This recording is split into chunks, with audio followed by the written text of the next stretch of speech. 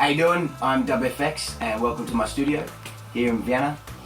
Basically, I'm making a little video for Loop Masters about how I made my sample pack, which I made for them just recently.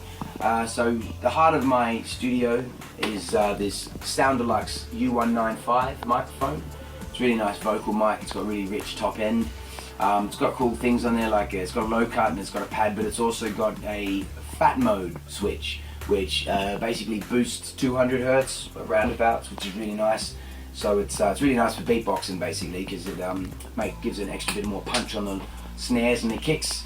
So I recorded that directly into my Manly Vox box, which is really nice as well. Again, lots of different settings on here, but I used the basically went straight into the line in, went through the preamp and into the compressor.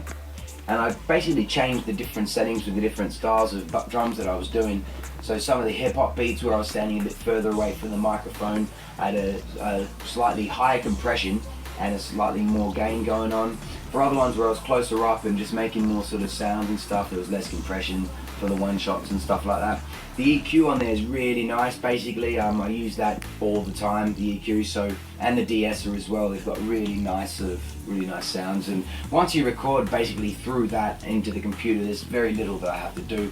I was pretty much just adding a little bit more, maybe limiting or whatever, just to make everything a bit more balanced basically.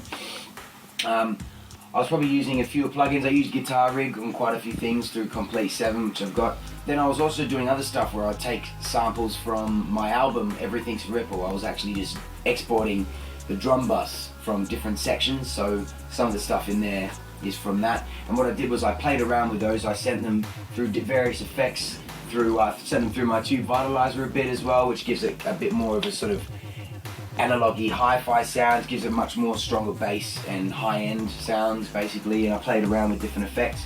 I've got my GT10B bass effects processor, which I normally use for live, but I also have it hooked up through send and return or through an insert as well into the sound card, which is the sound card's a 5-face 400 RME, and I'm running everything into Cubase.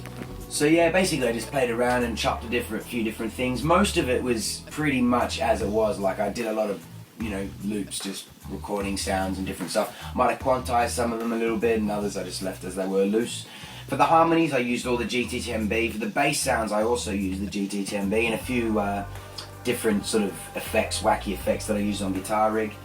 And that's pretty much it. I mean, a lot of it was pretty much recorded the way it sounded on the way in, and then I just cleaned it up a little bit and mastered them a little bit and exported them that way.